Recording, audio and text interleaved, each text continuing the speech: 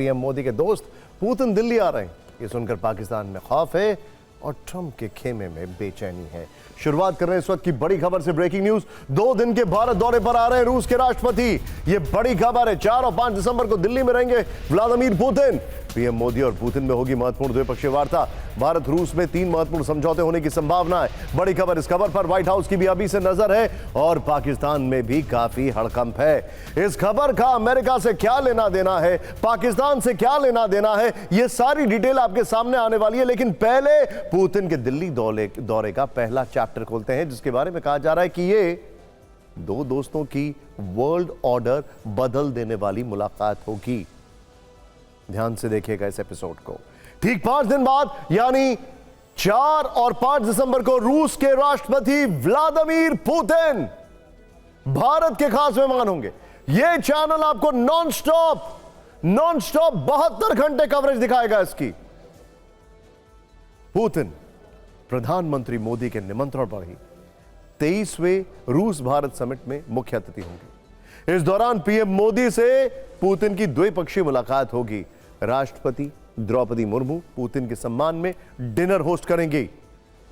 भारत रूस की दोस्ती में इस कूटनीतिक और ऐतिहासिक परंपरा को दुनिया देखेगी। लेकिन पुतिन के दौरे में खास बात होगी रक्षा सौदों की, क्योंकि रूस भारत को एक नहीं 3 ब्रह्मास्त्र दे सकता है, जो युद्ध काल में गेम चेंजर साबित होंगे। इसमें एक हथियार का नाम है Su-30 MKI 5th generation fighter plane. इसके बारे में हमारे पास जो जानकारी है कि रूस के इस फाइटर जेट को भारत अपग्रेड करेगा। मोदी पुतिन मीटिंग से पहले ही सुपर 30 अपग्रेडेड प्लान जो है वो तैयार हो चुका है। कैबिनेट कमेटी ऑन सिक्योरिटी जल्द ही इसकी मंजूरी दे सकती है। हमें पता चला है कि 63,000 करोड़ रुपए की लागत से कुल 84 विमान अपग्रेड होंगे। इस अपग्रेड पैकेज में बेहतरीन रेडार सिस्टम, एवियोनिक्स, लंबी दूरी के हथियार और मल्टी सेंसर फ्यूजन शामिल होंगे। यानी कि जब इसको अपग्रेड किया जाएगा तब ये 5th जनरेशन की टक्कर वाला विमान हो जाएगा। इंटरेस्टिंग बात क्या है, भारत ऑलरेडी ब्रह्मोस बना रहा है रूस के साथ मिलकर। भारत ऑलरेडी बेस है रशियन फाइटर प्लेन्स का इन टर्म्स ऑफ मेकिंग, तो ये बड़ा आसान काम है। दूसरा हथियार नाम है S-400, जिससे पाकिस्तान की टेंशन कई गुना बढ़ने वाली है।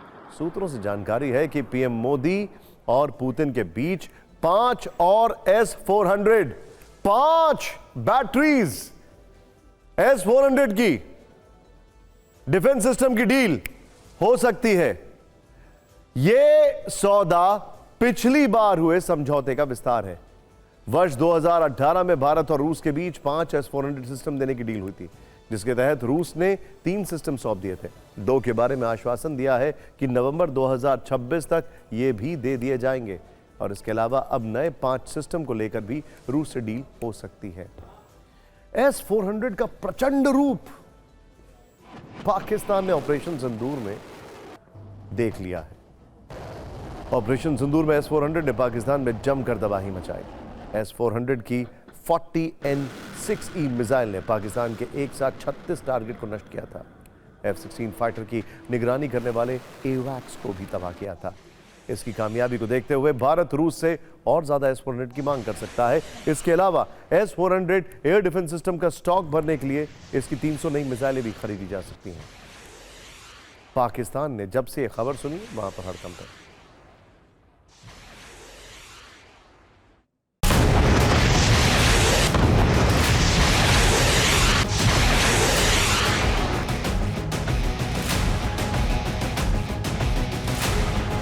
Have a very large defense program with them, including the existing contracts which are delayed but which they've now promised to deliver the balance 2 batteries in the coming financial year. There are other major programs such as the Sukhoi upgradation. Potentially S-400 additional is not ruled out. सुरक्षा के लिहाज से S-400 Bharat के सुदर्शन चक्र वाले चक्रव्यूह का अहम पार्ट है। लेकिन पीएम मोदी और पुतिन में एक और आधुनिक हथियार को लेकर भी बिग डील होने की संभावना है। हम बात कर रहे हैं सुखोई 57 की। रूस का सबसे एडवांस लड़ाकू विमान है। यह अगर भारत को मिल गया तो समझे किसी भी युद्ध का नक्शा बदलकर यह रख सकता है। और आपको बता दें, इसकी संभावना इसलिए ज्यादा है क्योंकि रूस पूरी टेक्नोलॉजी ट्रांसफर भारत को करने के लिए तैयार है, यानी कि ये विमान टेक्नोलॉजी के साथ भारत में तैयार है।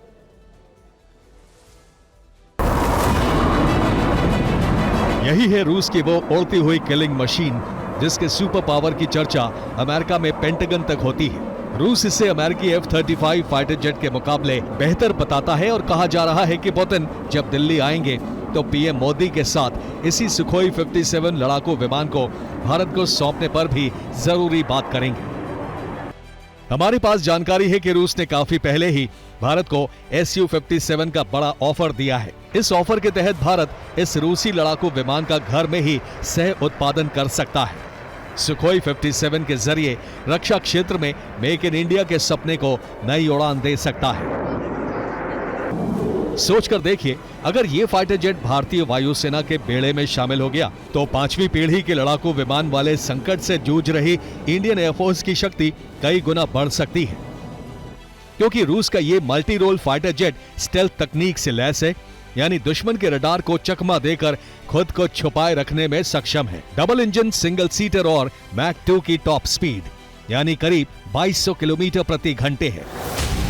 Active electronically scanned array radar लगा है जो एक साथ कई टारगेट्स को ट्रैक कर सकता है, कई मिशन को एक ही समय में अंजाम देने में सक्षम है, लंबी दूरी की मारक क्षमता और भारी हथियार ले जाने की शक्ति से लैस है।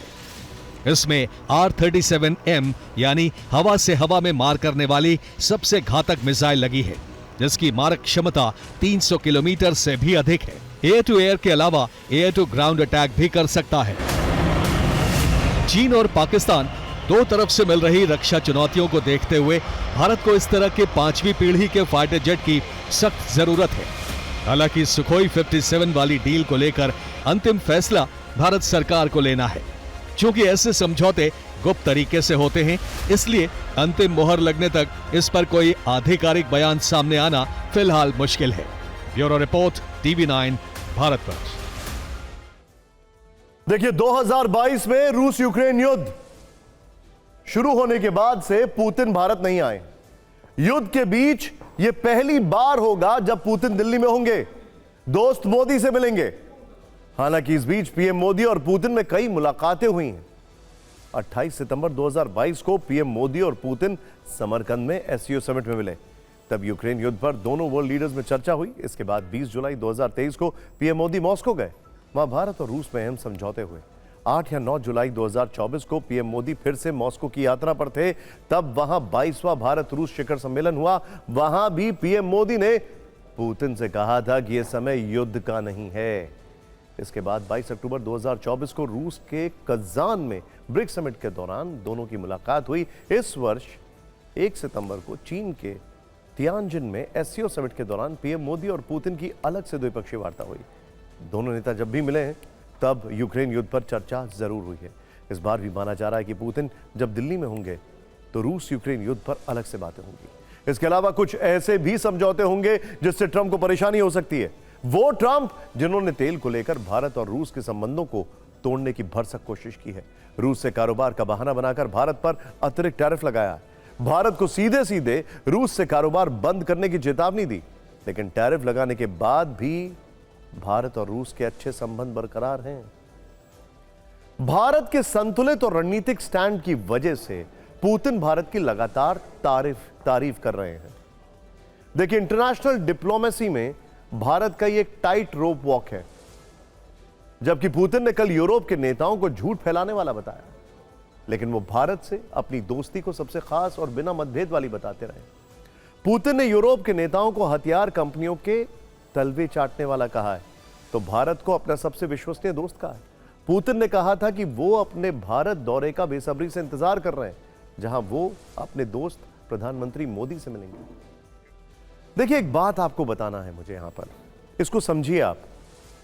अगर आपको प्राइमा फेसिया प्रत्यक्ष तौर पर यह दिख रहा है कि रशिया और चाइना के बहुत अच्छे संबंध हैं, तो हां, अभी हैं, लेकिन पहले नहीं थे। और यकीन मानिए, कई एक्सपर्ट्स यह कहते हैं कि वो रूस ही है जिसने SCO को नेटो का दर्जा हासिल होने नहीं दिया, क्योंकि SCO को फिर चाइना डोमिनेट करता। और यह आज भी इस बात पर कायम है, यानी कुछ समय के लिए साथ हैं, लेकिन रूस का ट्रेडिशनल ओरिजिनल पार्टनर और दोस्त भारत ही है। एक्सपर्ट्स क्या कहते हैं, आइए देखते हैं।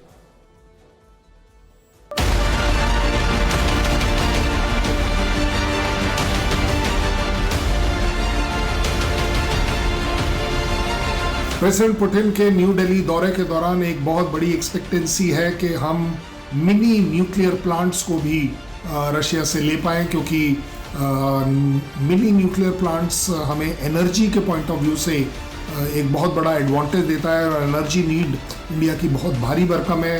एक चीपर ऑप्शन, एक लॉन्गर और बेटर ऑप्शन अगर मिलता है तो इंडिया के लिए ये बहुत ही बड़ी अचीवमेंट होगी।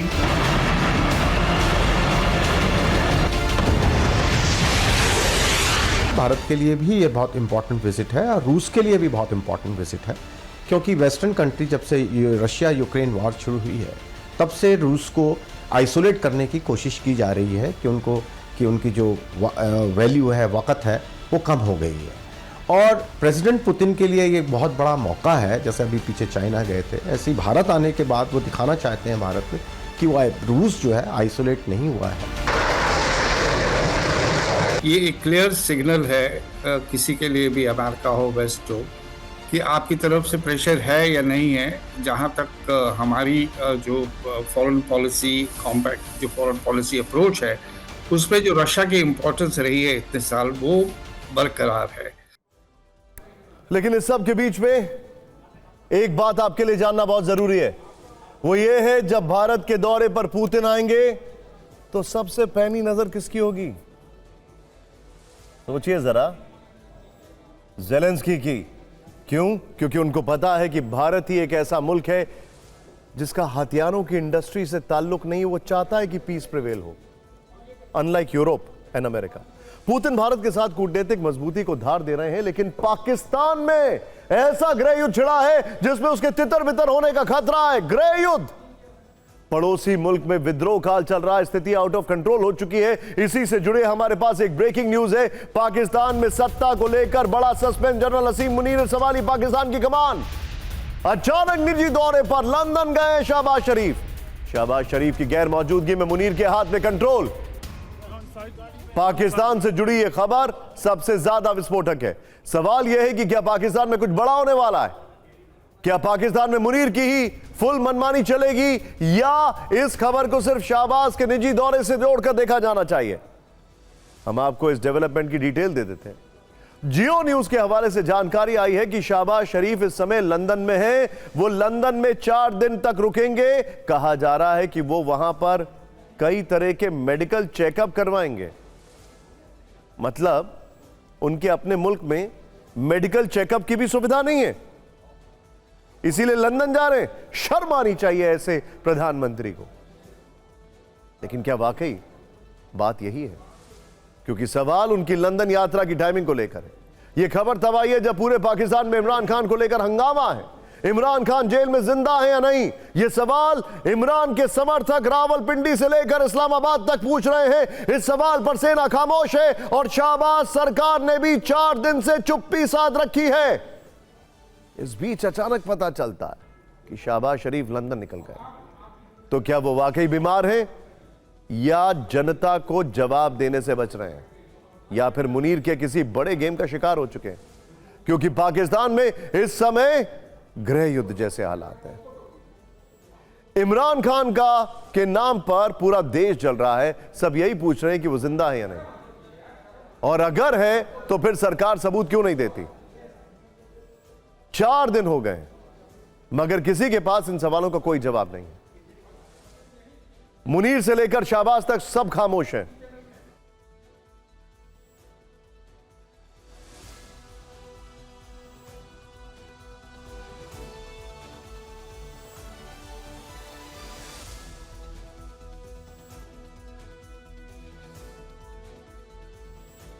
इस चुप्पी से पार्टी, परिवार, बहन और बच्चे सब डरे हुए हैं। इमरान के बेटे कासिम खान की तो उम्मीद टूटने लगी। कासिम का दावा है कि उनके पिता को अदियाला जेल के डेथ सेल, जिसको भारत में अंडा सेल कहा जाता है, उसमें रखा गया है। वो सेल जिसके नाम से ही लोगों की रूह कांप जाती है। इसीलिए अब वो साक्ष्य मांग रहे हैं। कासिम को अपने पिता इमरान खान के साथ किसी अनहोनी की आशंका है, इसीलिए वो उनके जिंदा होने का सबूत मांग रहे हैं।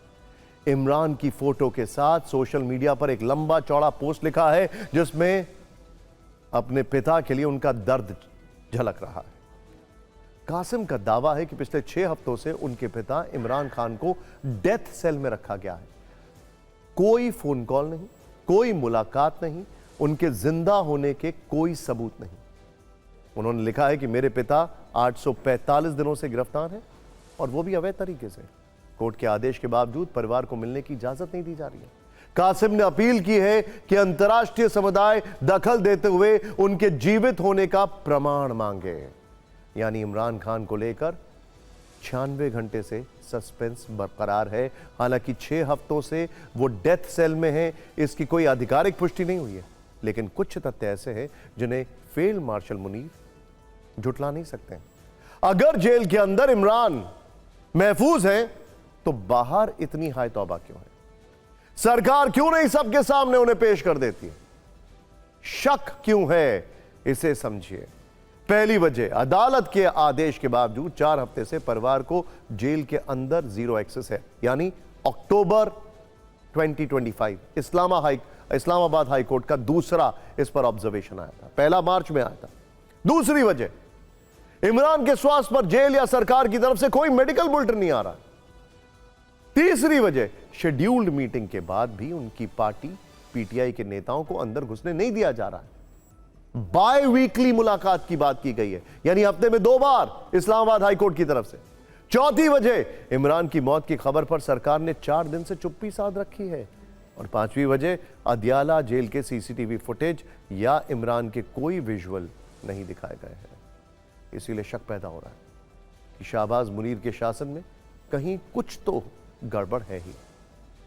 हालात इतने विस्फोटक हैं कि सड़कों पर कोहराम मचा हुआ है। शायद गड़बड़ी का अंदाजा उनकी पार्टी पीटीआई को भी है और उनके परिवार को भी है, इसीलिए सब एकजुट होकर सड़कों पर उतर चुके हैं। रावलपिंडी की अदियाला जेल का इलाका हाई सेंसिटिव जोन बन चुका है। 4 दिन से हंगामा जारी है। इमरान के समर्थक लगातार प्रदर्शन कर रहे हैं। खैबर प्रांत के सीएम सोहेल आफरीदी की जेल के बाहर पिटाई कर दी गई। खैबर के सीएम को गिरा गिरा कर पीटा गया है। मुख्यमंत्री सोहेल आफरीदी इमरान की पार्टी के बड़े नेता हैं, इसी नाते वो अदियाला जेल के बाहर प्रदर्शन कर रहे थे, जहां पुलिस ने उनके ऊपर लात घूंसे बरसा दिए। ये है पाकिस्तान की हालत, जहां एक सीएम को उसी के एरिया में उसी की पुलिस के द्वारा पीटा जाता है, घसीटा जाता है। पाकिस्तान की संसद में भी संग्राम छिड़ा हुआ है। संसद की कार्रवाई नहीं चलने देने की चेतावनी दी गई है। पीटीआई सांसदों के दल ने स्पीकर से मुलाकात कर इमरान खान से मिलवाने की अपील की है। इस्लामाबाद हाईकोर्ट में भी याचिका दाखिल की गई है, लेकिन मामला अब काफी सीरियस हो चुका है। पीटीआई ने बड़ा आरोप लगाया कि असीम मुनीर कभी भी चुपके से इमरान खान को फांसी दे सकते हैं और उनको फांसी वाले स्थान पर शिफ्ट किया गया है। इमरान को जुल्फिकार अली भुट्टो की तरह फांसी देने की आशंका है, क्योंकि 27वें संविधान संशोधन के बाद असीम मुनीर को असीमित शक्ति मिल चुकी है। यानी मुनीर अब पाकिस्तान के अंदर बड़े फैसले लेने में सक्षम हो चुके हैं। और मुनीर की पॉकेट में 2 पॉलिटिकल पार्टीज हैं, लेकिन इमरान खान नहीं है, यानी वही राह में रोड़ा है। इस बीच ऐसी खबरें आई हैं कि पीटीआई समर्थकों ने वीडियो जारी करके अदियाला जेल को उड़ाने की धमकी दी है। हालांकि इस वीडियो की पुष्टि नहीं हुई है, लेकिन रावलपिंडी में जेल की सुरक्षा काफी बढ़ा दी गई है। 12 थानों की पुलिस फोर्स और 700 पुलिस अधिकारी मुस्तैद हैं। जेल के बाहर पंजाब पुलिस के कई कैदी वाहन भी मंगाए गए हैं। सरकार की तैयारियों को देखते हुए पुलिस के हाथों पिटे खैबर के सीएम सोहेल आफरीदी ने चेतावनी दी है कि अगर इंसाफ नहीं मिला तो पाकिस्तान तितर बितर हो जाएगा। इमरान खान की बहन ने धमकी दी है कि अगर उनके बाल को भी नुकसान पहुंचाया तो कोई नहीं बचेगा।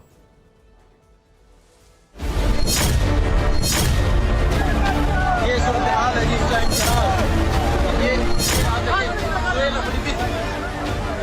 और अब बात करते हैं नशे के ऐसे कारोबार की जिसमें कफ सिरप का इस्तेमाल टूल किट के रूप में किया जाता है। देश के कई राज्यों में कफ सिरप के नाम पर करोड़ों की कमाई हो रही इस नेटवर्क में कई बड़े नाम शामिल हैं और बाहुबली भी है। इस पूरी कहानी को सिलसिलेवार ढंग से समझते हैं। यूपी में कोडीन युक्त कफ सिरप की नशे के लिए तस्करी का बहुत बड़ा मामला सामने आया है। इस मामले में एसटीएफ ने अमित टाटा नाम के एक आरोपी को गिरफ्तार किया है, जो पूर्वांचल के माफिया धनंजय सिंह का करीबी बताया जा रहा है। अमित टाटा की गिरफ्तारी के बाद पुलिस ने दावा किया है कि एक ऑर्गेनाइज्ड नेटवर्क के जरिए कफ सिरप वाले नशे का यह जाल कई राज्यों में फैला था। उत्तर प्रदेश, बिहार, बंगाल, झारखंड के अलावा बांग्लादेश और नेपाल तक तस्करी की सप्लाई चेन थी। नशे के इस कारोबार का किंगपिन शुभम जायसवाल को बताया जा रहा है, जो दुबई फरार हो चुका है। वहीं अमित टाटा पुलिस की गिरफ्त में है। पुलिस के मुताबिक कफ सिरप के नाम पर यह गिरोह नशे का इंटरनेशनल कार्टेल बन चुका था। यानी कवर तो कफ सिरप का है, लेकिन अंदर बहुत खतरनाक नशा है और जानलेवा खेल भी। जिस कफ सिरप की तस्करी की जा रही थी उसमें कोडीन का इस्तेमाल होता है। कोडीन एक तरह की प्राकृतिक दवा है। इसका इस्तेमाल खांसी में आराम पाने के लिए किया जाता है और कम मात्रा में इससे बहुत हल्का नशा जैसा होता है। लेकिन ज्यादा मात्रा में अगर ले लिया जाए तो नशा भी उतना ही ज्यादा होगा और नुकसान भी उतना ही बड़ा होगा। भारत में कोडीन एक शेड्यूल H1 दवा है। बिना डॉक्टर की सलाह के कोडीन युक्त दवाएं लेना मना है, लेकिन पूरा नेटवर्क बनाकर इस कोडीन युक्त नशे का अवैध कारोबार अमित टाटा और उसका गैंग कर रहा था।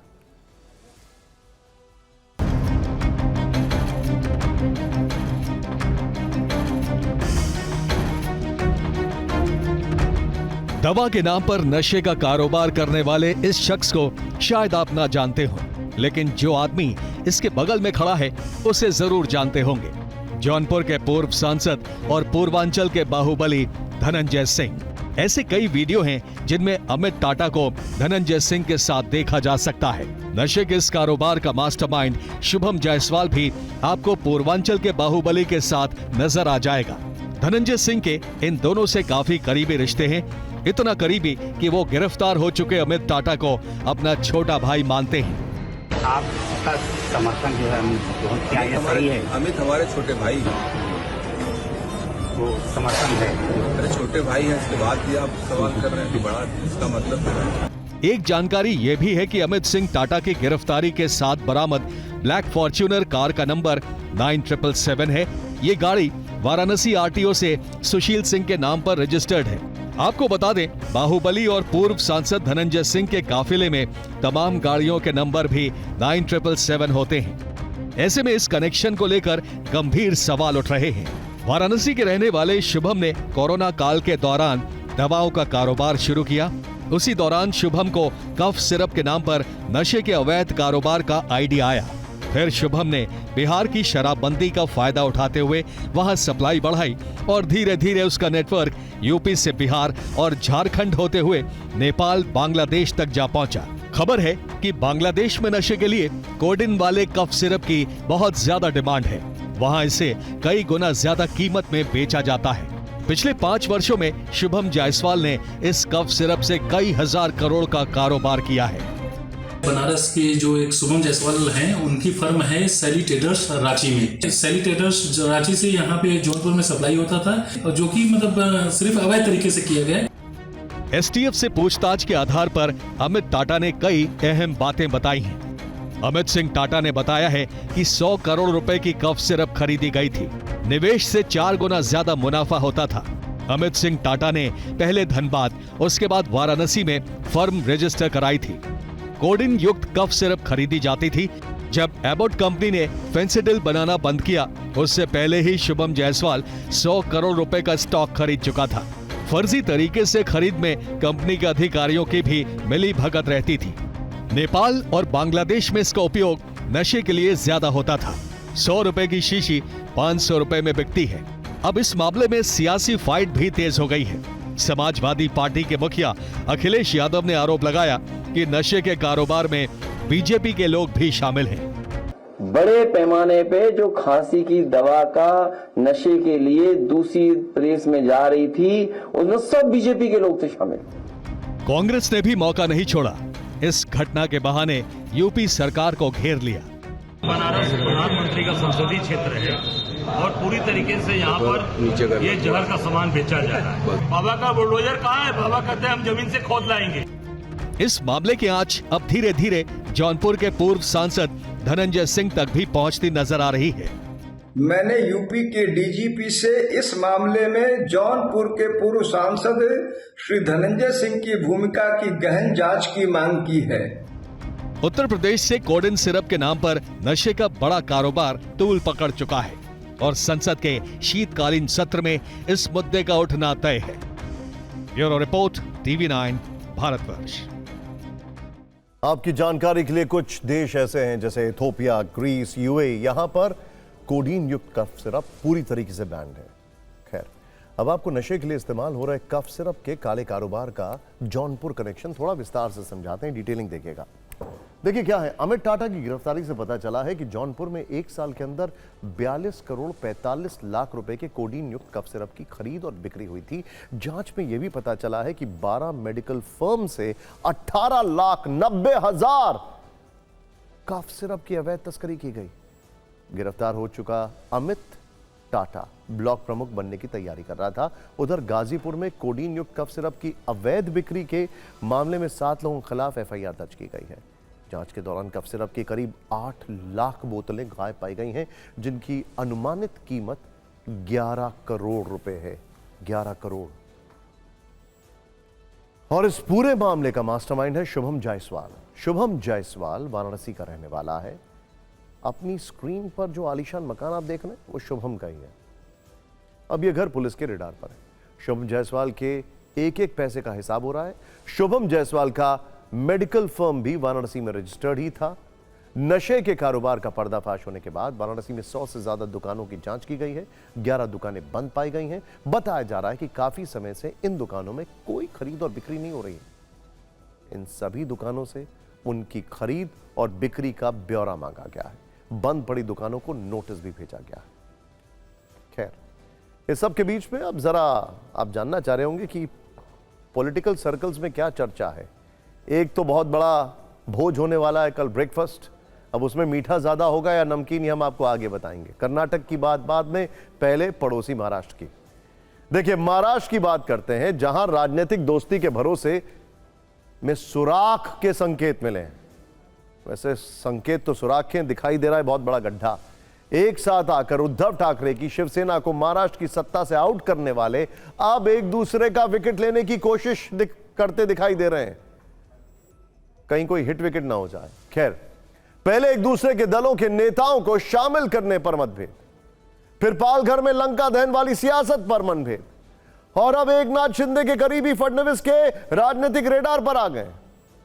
दरअसल नवी मुंबई में सिडको की 4500 करोड़ रुपए की जमीन घोटाला का मामला बना है। आरोप डिप्टी सीएम एकनाथ शिंदे के करीबी सामाजिक न्याय मंत्री संजय शिरसाट पर लगा है। वैसे पुणे का मामला आपको याद है ना, अजीत पवार, उनके बेटे। खैर, जमीन घोटाले काफी हो रहे हैं। खैर, मुख्यमंत्री देवेंद्र फडणवीस ने इसकी जांच के लिए एक हाई लेवल कमेटी का गठन किया। कुछ दिन बाद महाराष्ट्र में शीतकालीन सत्र शुरू होने वाला है और यह खबर एकनाथ शिंदे को दुखी कर रही है। सबसे पहले एकनाथ शिंदे के करीबी संजय शिरसाट पर क्या आरोप है, यह समझ लेते हैं।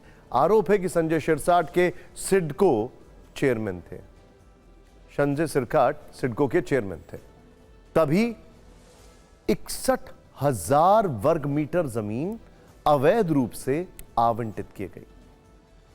इस जमीन की अनुमानित कीमत करीब 4500 करोड़ रुपए है। इसमें यशवंत बिवलकर का परिवार लाभार्थी है। यह मामला पहले से सुप्रीम कोर्ट के अधीन है, जिस पर सुप्रीम कोर्ट ने कहा था कि अगर सरकार जांच नहीं कराएगी तो हम एक्शन लेंगे। जांच तक तो मामला राजनीतिक रूप से शिवसेना शिंदे के कंट्रोल में था, लेकिन अब विपक्ष इस पर धारदार राजनीति कर रहा है। एक तरफ वो कह रहा है कि सरकार ने देर से ही सही लेकिन सही फैसला किया, दूसरी तरफ वो मांग कर रहा है कि कमेटी पर किसी तरह का दबाव न पड़े, इसीलिए संजय शिरसाट इस्तीफा दें। खैर, एकनाथ शिंदे के करीबी की मुसीबत बड़ी है तो शिवसेना यूबीटी की खुशी चरम पर है। शिवसेना यूबीटी के नेता कह रहे हैं कि जैसा बीज बोया था वैसा काट रहे हैं, जबकि शिवसेना शिंदे राजनीति के डिफेंसिव शॉट्स लगाने को मजबूर है और सिर्फ यही कह पा रही है कि जांच में सब साफ हो जाएगा। एक बार सुनिए कौन क्या कह रहा है।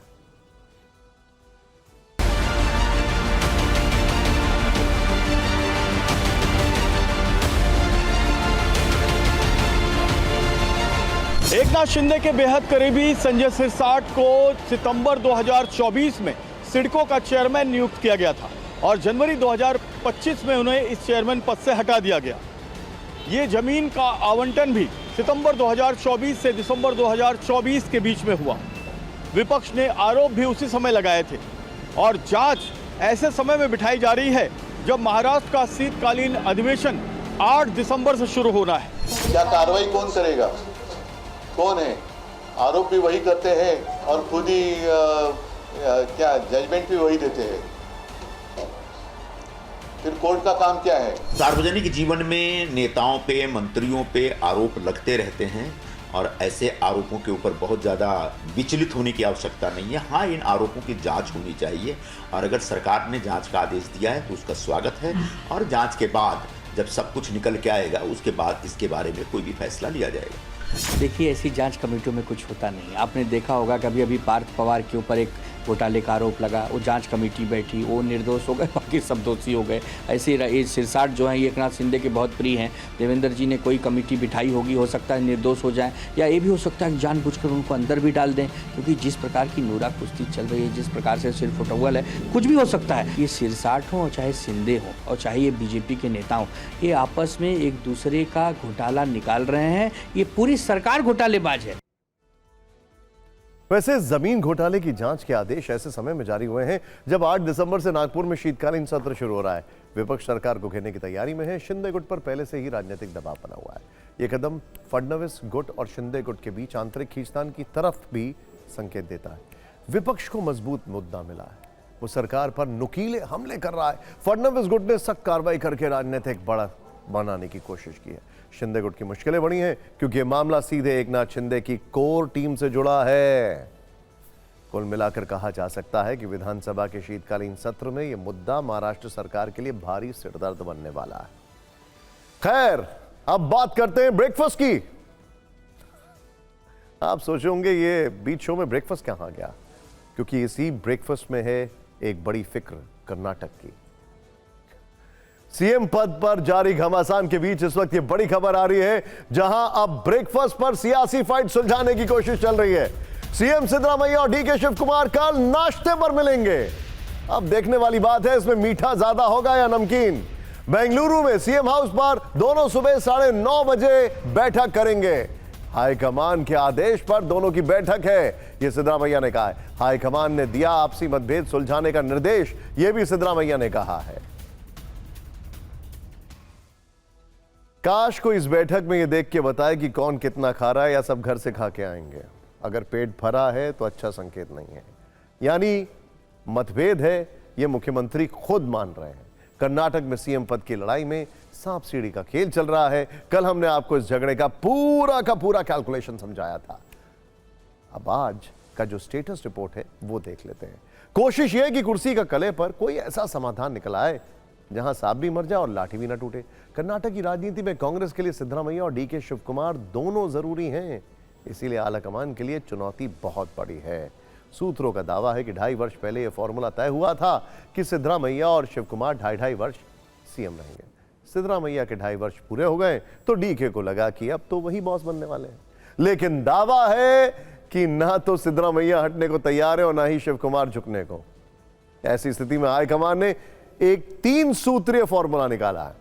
सूत्रों के मुताबिक प्लान यह है कि सिद्धरामैया के पोते धवन राकेश को विधायक बनाकर मंत्री बनाया जाए। कुछ वक्त पहले ही वो 25 वर्ष के हुए। इसके बाद सिद्धरामैया से बात करके 3 वर्ष बाद या 4 वर्ष बाद डीके शिव कुमार को सीएम की कुर्सी सौंप दी जाए। फिर सिद्धरामैया कांग्रेस की अगली सरकार बनाने के लिए जोर लगाएं और ताकि डीके शिव कुमार 2028 चुनाव के बाद अगले 5 वर्ष के लिए सीएम बने रहेंगे। कैलकुलेशन बहुत है, मतलब ये भी मान लिया कि चुनाव जीतेंगे। खैर, यानी कांग्रेस मौजूदा कार्यकाल के साथ अगले 5 साल का सोचकर चल रही है। सिद्धरामैया के बड़े बेटे की मृत्यु हो चुकी है, दूसरे बेटे की राजनीति में दिलचस्पी नहीं है। खुद सिद्धरामैया 80 साल के से ज्यादा के, पोते से उनका खास लगाव है। ऐसी स्थिति में वो सहजता से उन्हें राजनीतिक विरासत सौंपने के लिए मान सकते हैं। हालांकि अंतिम फैसला सोनिया गांधी के विदेश लौटने के बाद ही होगा। मल्लिकार्जुन खड़गे, राहुल गांधी, सोनिया गांधी, केसी वेणुगोपाल और प्रभारी रणदीप सुरजेवाला के साथ सिद्धरामैया और शिव कुमार की बैठक होगी। माना जा रहा है कि नेतृत्व परिवर्तन पर ठोक बजाकर ही कोई फैसला लिया जाएगा।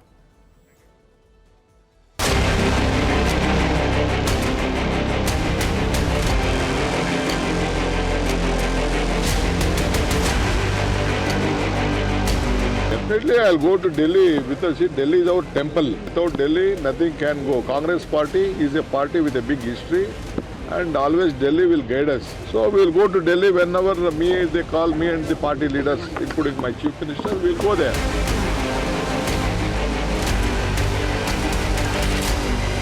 हमारा जो अंदरूनी मामला हम वो सॉल्व कर लेंगे।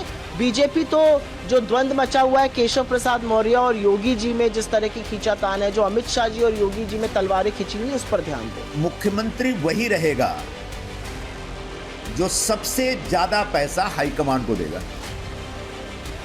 आज जो हैं वो अगर भाव बढ़ा देंगे तो टिक जाएंगे। जो बनना चाहते हैं वो विद्यमान मुख्यमंत्री से ज्यादा पैसा देंगे तो बन जाएंगे। बिना वजह पूरा देश इस मुद्दे को लेकर के संघर्ष कर रहा है। कांग्रेस के जो नेता हैं सोनिया जी और राहुल जी, ये आपस में लड़ाई करवा रहे हैं डीके शिव कुमार और सिद्धारमैया के बीच में। अब बीच में खड़गे साहब की भी नज़र है, क्योंकि वो कर्नाटक से आते थे, उनकी भी बहुत बड़ी इच्छा रही है मुख्यमंत्री बनने की। ठीक है, आप ट्रस्ट एंटी ट्रस्ट वोट लाते हैं, ये राजनीतिक एक कदम होता है और राजनीति में मैं तो स्वागत करता हूँ।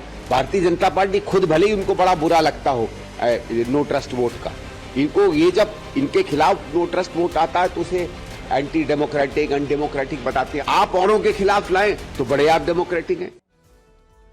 एक बड़ा इंटरेस्टिंग टेक इस पर वीरप्पा मोइली, कांग्रेस के बहुत सीनियर वेटरन लीडर का है। उनका यह कहना है, पहला तो आलाकमान के लिए उन्होंने कहा कि देखिए कोई एकाएक घटी घटना नहीं, पता था ये होने वाला है तो इसकी तैयारी करनी चाहिए थी। दूसरा, जब उनसे पूछा गया कि किसको सीएम बनना चाहिए, उन्होंने कहा इससे ज्यादा जरूरी यह है कि हमारी पार्टी और हमारे स्टेट यूनिट में डिसिप्लिन होना चाहिए। खैर, इन सब के बीच कर्नाटक में जाति वाली प्रेशर पॉलिटिक्स शुरू हो गई है। शुरू से रही है वैसे तो।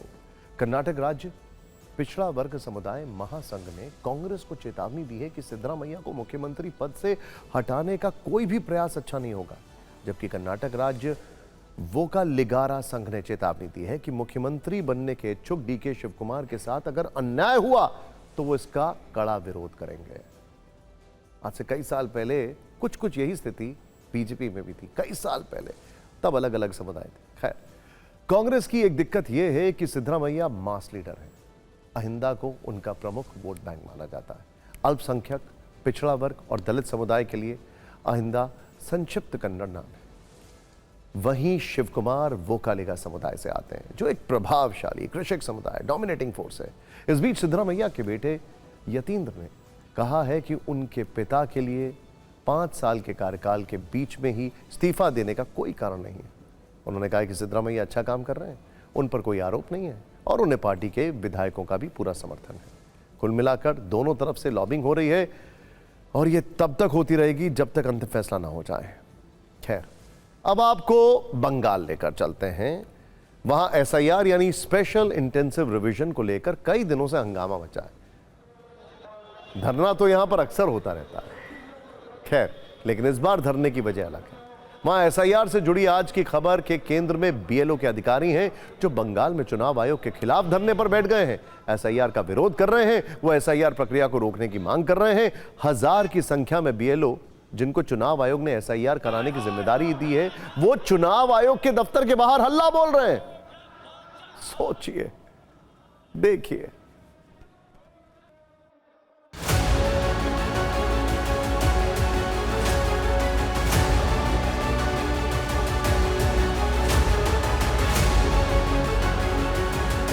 एक तरफ जहां एसआईआर पूरा 12 राज्यों में चल रहा है, वहां पश्चिम बंगाल और बाकी राज्यों में बीएलओ का जो मृत्यु हो रहा है उसको लेकर जबरदस्त राजनीति चल रहा है। और एक ऐप में जो अनमैप ऑप्शन आए हैं बीएलओ का, उसको लेकर भी राजनीति चल रहा है। देखिए, ये बीएलओ हैं, आईडी कार्ड सबका है और सब यहाँ पे धरने में बैठे हुए हैं। और सबसे बड़ी बात यह है कि यहाँ पे देखिए इलेक्शन कमीशन का ये जो ऑफिस है बवाल लॉरी बिल्डिंग आपको दिखाना चाहेंगे कि ये बवाल लॉरी बिल्डिंग ये इलेक्शन कमीशन का ऑफिस है और उनके सामने बीएलओ जो है धरने में बैठे हुए हैं। इनका जो प्रॉब्लम है उनको किसी भी तरह एड्रेस नहीं किया जा रहा है। बार बार इलेक्शन कमीशन को बोलने के बाद भी यहाँ पे बीएलओ को धरने में बैठना पड़ रहा है, क्योंकि काम की जितनी प्रेशर है और ऐप जिस कदर बार बार फेल कर रहा है, इसको लेकर सवाल उठ रहा है। ऐप का जो डिजिटाइजेशन जो मेथड है, वो मेथड का हमें तो कोई ट्रेनिंग नहीं दिया गया है, और ट्रेनिंग नहीं दिया गया है इसलिए तो हमें तो बहुत ही तकलीफ हो रहा है। जब हम ऐप को लेकर काम कर रहे हैं तब हमें बहुत डिफ़िकल्टीज फेस करना पड़ रहा है। ईसीआई की तरफ से हमारे जो ऊर्ध्वतन कर्तृपक्ष है ईआरओ मैडम, उनके तरफ से जो ईआरओ होते हैं उनकी तरफ से शो कॉज, सस्पेंड, ऐसा बहुत सारा प्रॉब्लम हम फेस कर रहे हैं। रात 2 बजे बोल रहे हैं कि मैसेज पे अभी ऐप्स ठीक है काम करो, तो ये कैसा है? ये ऐसा का कोई सिस्टम भी ठीक नहीं है। पहले सिस्टम ठीक करिए, फिर हमको काम में कराइए, हम काम करेंगे। अब यहां पर एक सवाल है कि क्या एसआईआर का 100% राजनीतिकरण हो चुका है? क्योंकि एक तरफ कोलकाता में बीएलओ धरने पर हैं, वहीं दिल्ली में टीएमसी के नेताओं ने आज कई सवाल पूछे हैं। 10 सदस्यों के प्रतिनिधिमंडल ने आज दिल्ली में चुनाव आयुक्त ज्ञानेश कुमार और उनकी टीम से मुलाकात की। टीएमसी सांसद डेरेक ओब्रायन ने मुलाकात के बाद कहा है कि एसआईआर प्रक्रिया के कारण लगभग 40 मृतकों की सूची सौंपी गई। उन्होंने कहा कि चुनाव आयोग के हाथ खून से रंगे। टीएमसी ने चुनाव आयोग से 5 सवाल पूछे। पहला यह कि अगर एसआईआर घुसपैठियों के लिए है तो बाकी राज्यों में भी एसआईआर क्यों हो रहा है? पुरानी सूची गलत तो सरकार गलत। ईसी जवाब नहीं दे रहा है। बीएलओ पर दबाव है। 40 मौत का आंकड़ा दिया है, ईसी सच नहीं मान रहा है। बंगाल सहायकों को एसआईआर प्रक्रिया में शामिल क्यों नहीं किया गया है? इससे एसआईआर प्रक्रिया तेज हो सकती है। टीएमसी ने सवाल पूछा है कि क्या वोटर कार्ड होते हुए भी वोट न देने जैसी स्थिति लाने की कोशिश है?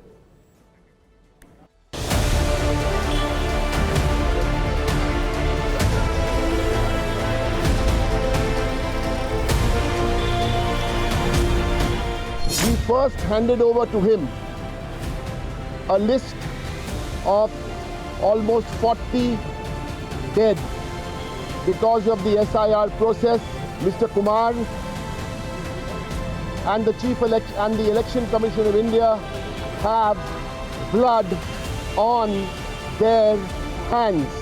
ममता बनर्जी ने ऑन कैमरा बयान दिया है कि आप याद रखिए, मैं कोट कर रहा हूं, तो आप याद रखिए कि आप काम पश्चिम बंगाल सरकार के अंडर करती है, इसलिए सरकार जो बोलेगी इनडायरेक्टली उन्होंने बोला कि वही करना है, नहीं तो हम बाद में देख लेंगे। अगर कोई मर रहा है इसका जिम्मेदार ममता बनर्जी है, क्योंकि ममता बनर्जी ने इनडायरेक्टली बोला है कि सबका नौकरी खाऊंगा मैं, अगर वो टीएमसी का बात नहीं सुनेगा। Infiltration is the issue. Other states such as Tripura and Meghalaya share a border with Bangladesh. If you're talking of Rohingya infiltration, other states apart from Bengal share a common border with Myanmar. Why is SIR not being done there? Because Bihar was only the trial and Bengal is the asli picture.